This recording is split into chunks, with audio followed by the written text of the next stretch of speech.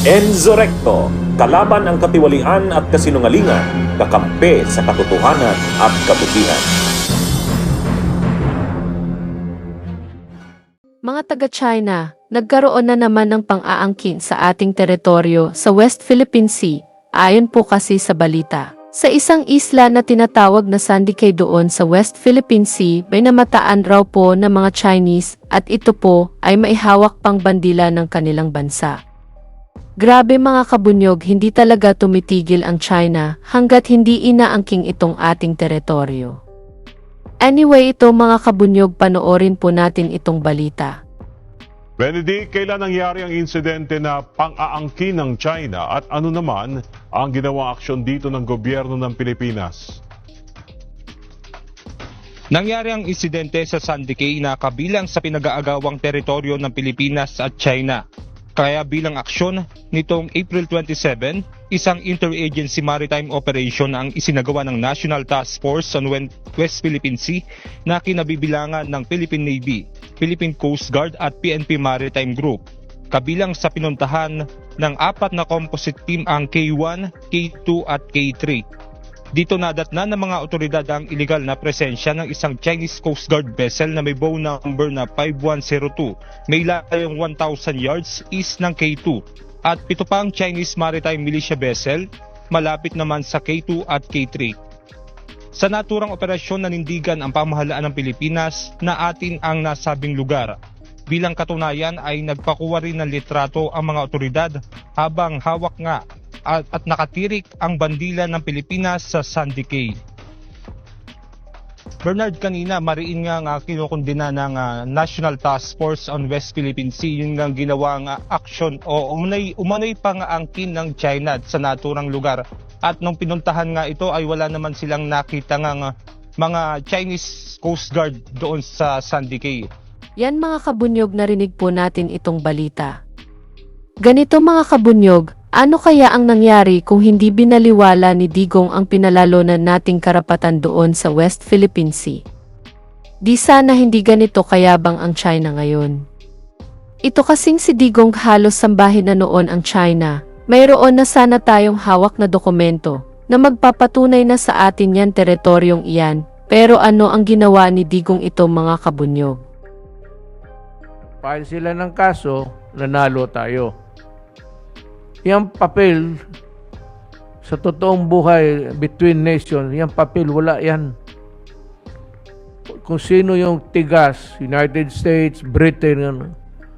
Pagka ginusto nilang ganyan, tayo nanalo. Ngayon pagdating ko, ang barko nandyan sa West Philippine Sea, China boat, ship. Tayo wala na. Tapos sabi nila, itong papel na sa kaso nanalo tayo, ipursu mo. Pinursu ko. Walang nangyari. Sabi, actually, sa usapang bugoy, sabihin ko sa iyo, bigay mo sa akin, sabihin ko, ang ina papel lang yan. Itatapon ko yan sa wastebasket. Yan mga kabunyog, narinig po natin itong sinabi ni Digong noong presidente pa ito. Dito po natin makikita kung gaano katuta itong si Digong sa China na halos ibigay na ang ating teritoryo. Pagkakataon na sana iyon ng Pilipinas na maging atin yung teritoryong iyon. Pero ano ang ginawa ni Digong? Di ba binaliwala niya? Anyway, mabuti pa itong si dating Justice Carpio. Gustong-gustong hamunin ulit ang China at nagsuggest pa sa ating gobyerno na mag-file ulit tayo ng arbitral ruling para mapalayas na itong mga taga-China doon sa ating teritoryo. Pagkaangkin na ginawa ng China dito sa sinasabing Sandy Cay, dito sa may Spratly Islands, tinake over dito sa isang major Philippine military outpost sa South China Sea. At kunin natin ang panig ng ating former Senior Associate Justice ng Korte Suprema. Walang iba kundi si Justice Antonio Carpio. Good morning ho, Justice. Good morning, Justice. Good morning sa mga taga-kinig natin. Okay, maraming salamat. So itong bagong development na naman ho, at ito ay isinagawa ng China na naman sa kasagsagan ho ng ito balikatan exercise, yung joint military drill ng Amerika at yun ang ng Pilipinas biglang inangkin, no, itong Sandy Cay. Ito ang Sandy Cay, ano ho bang pagkakaalam nyo? Ito ay isang disputed reef, di ba? Na malapit sa isang military outpost natin. Ito ay sa bandang Palawan ba? Tama ba, Justice? Oo. Yung Sandy Cay, Oo. mga 2 kilometers yan. Tatlo yan eh. Tatlong maliliit na sand case yan eh. Oo. Tatlo yan within mga 2 kilometers from Pag-asa. Yung Okay. Pag-asa, yun yung pinakamalaking isla na ino-occupy natin. Oo. May mga residente doon. About 100 people live there, no? Oo. So malapit yan within the territorial sea of Pag-asa dahil ang territorial sea 12 nautical miles. So itong tatlong isla Palawan na yan, ito, di ba, sandbars. Justice? Para malinaw lang, Tawag Palawan. yan, sandbars. Oo. Palawan yan. Sandbars. Oo. Within the territorial sea of Pag-asa. Okay. Yung Pag-asa atin yun. We occupied Opo. that since Okay. the 1970s. Okay. So, malapit na malapit ito sa Pag-asa, makikita mo yan within 2 kilometers lang yan underwater yan dati, submerged yan at high tide. So, part of our territorial sea, no? Pero dahil yung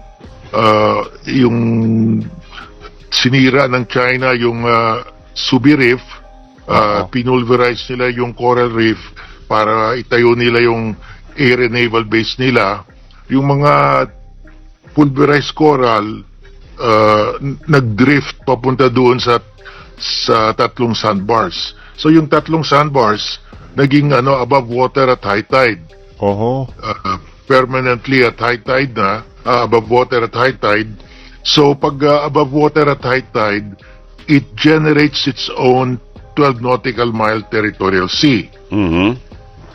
So dahil yung Arbitral Award of July 12, 2016 nag-rule na yung Subi Reef is part of the territorial sea of Pag-asa dahil pag i-measure mo yung 12 nautical mile from the sandbar within 12 nautical miles kahit na sa ibang mga low tide features within 12 nautical miles. So sabi ng ruling ng Arbitral Tribunal, yung Subi Reef is part of the territorial sea of Pag-asa. Ngayon, ang solusyon ng China, they inangkin nila yung sandbar Oo nga. Oo. pinakamalapit sa kanila dahil itong sandbar na ito above water at high tide nagkaroon na ng sariling territorial sea. So, ang mangyari niyan, yung Subi Reef will no longer form part of the territorial sea of Pag-asa, magiging part of the territorial sea na of Sandy Cay. Aha. So, pag ganyan, magbabago yung ruling. Yun ang gusto nilang, yun ang plano nila. para Kaya paikutin. inangkin nila yan. Oo. Pero originally, di ba, it's din within the 12 nautical miles, Yes. dun sa base of the Dapat 2016 ruling, kaya lang meron sila mga ginawa na paggagawa ng parang Yeah. base. Oo. Kaya international lumutang. Oo. Pag within your territorial sea, tapos may sumulpot na isla dyan, sa iyo din yung isla dahil Oo. nasa loob mo ng territorial sea mo Oo. So, yung tatlong sandbar na yan, belong to the Philippines dahil that emerged from within the territorial sea. Parang yung pag may isang isla lumitaw dyan sa Manila Bay, atin yan dahil atin naman yung Manila Bay. Okay. Ganyan din doon sa Pag-asa. Pag yung may isla na lumitaw dyan within the territorial sea of Pag-asa, atin din yun dahil territorial sea, teritoryo natin in the sea. Kaya tinatawag yan territorial sea, territory in the sea. Okay. Ngayon, ang naisip ng China, ang kininila para hindi na natin masangkop yung Subi Reef. Kasi dahil yung Subi Reef, yun yung kanilang area naval base. Malaki yun Okay. So for now, So yun ang plano nila. So, pero meron namang 2002 Declaration of Conduct of Parties signed by ASEAN at saka China.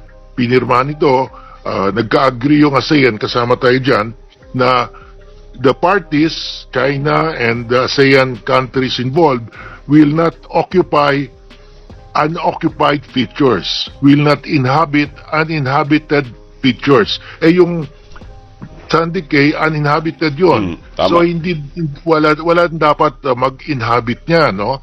Lalo na yung China dahil hindi naman part of their territorial sea yan.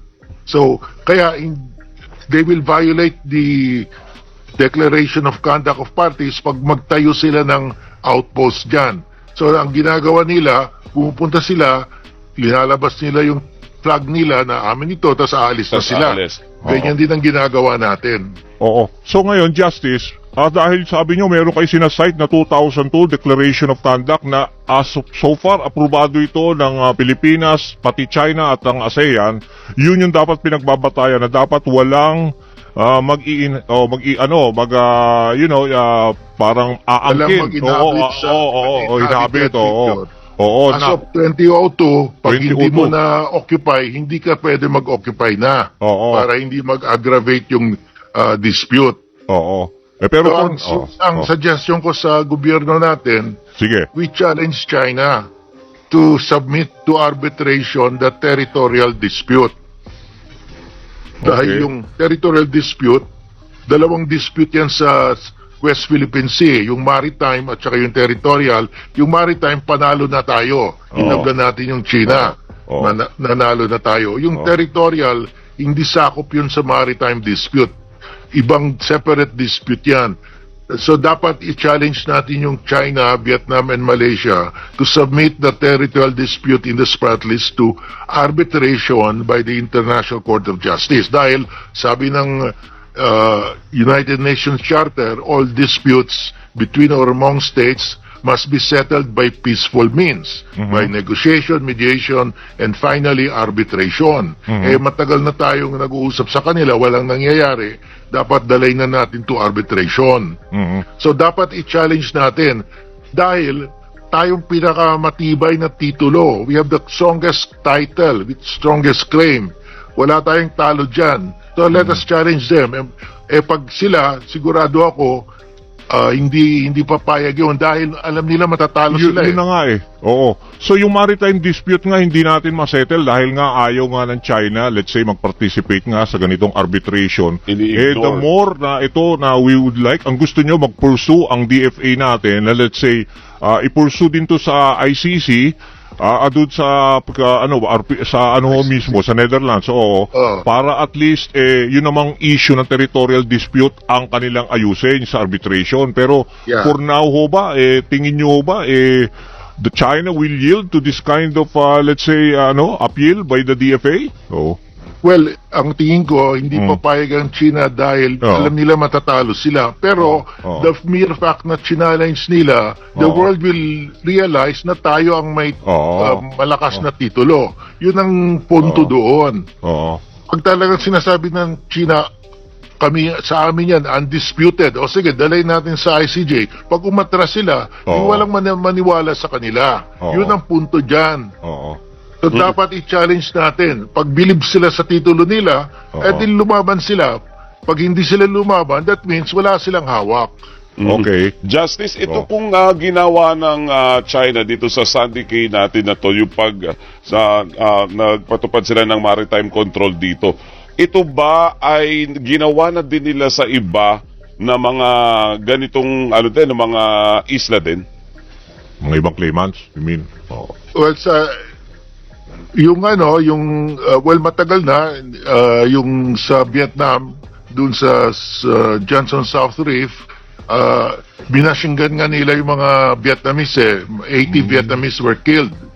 That was in the 1987 So after that nagkaroon ng yung Declaration of Conduct of the Parties na dapat sundin yung UNCLOS at saka international law to settle the dispute. Dahil yun ang agreement, sundin yung international law, didalay natin sa International Court of Justice.